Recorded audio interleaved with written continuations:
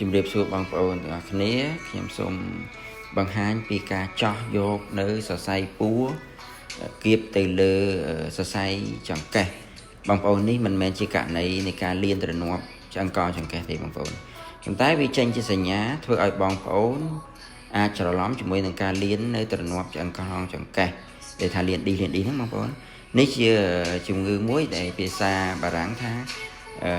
ជាកណ្ដាលលំបែកអេត្រាត់នៅនីវ៉ូកាត់សែងបាទបងប្អូននេះគឺវាកើតឡើងដោយសារសរសៃពួររបស់យើងហ្នឹងវារិចទៅវាគៀបទៅលើសរសៃវិញ្ញាណរបស់យើង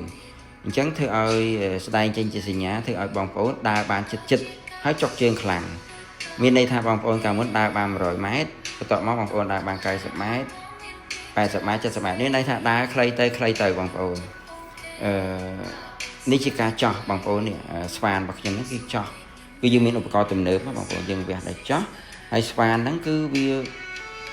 វាអត់ស៊ីទៅលើអាសរសៃ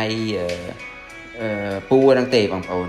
គឺវាស៊ីទៅឆ្អឹងទេនេះបងប្អូនអាសរសៃពួរដែលខ្ញុំថាជាសរសៃដែលវាគៀបទៅលើសរសៃចង្កេះហ្នឹងបងប្អូនដែលខ្ញុំព្យាយាមកាត់ហ្នឹងគឺអាសរសៃហ្នឹងឯងដែលវារុំទៅលើសរសៃវិញ្ញាណរបស់យើងហ្នឹង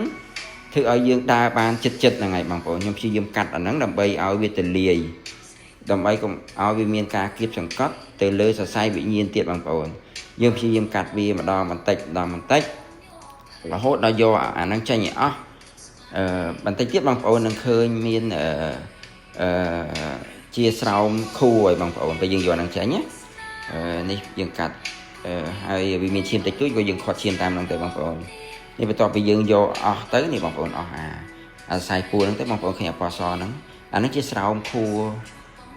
ស្រោមដែលស្រោបសរសៃយើងហ្នឹងបងប្អូនគឺវាទលាយអញ្ចឹងវាលែងមានការគៀបសង្កត់ទៀតហើយបងប្អូនអញ្ចឹងបន្ទាប់ពីវះកាត់ហើយគឺបងប្អូននឹងលែងមានការចុករយហើយធ្វើឲ្យបងប្អូនដើរបានឆ្ងាយជាងមុនមានន័យថាបងប្អូនដើរលែងបានចិត្តទៀតហើយព្រោះវាលែងគៀបវាលែងសង្កត់ទៅលើសរសៃវិញ្ញាណហ្នឹងទៀតហើយបងប្អូនបាទសូមអរគុណបងប្អូនទាំងអស់គ្នា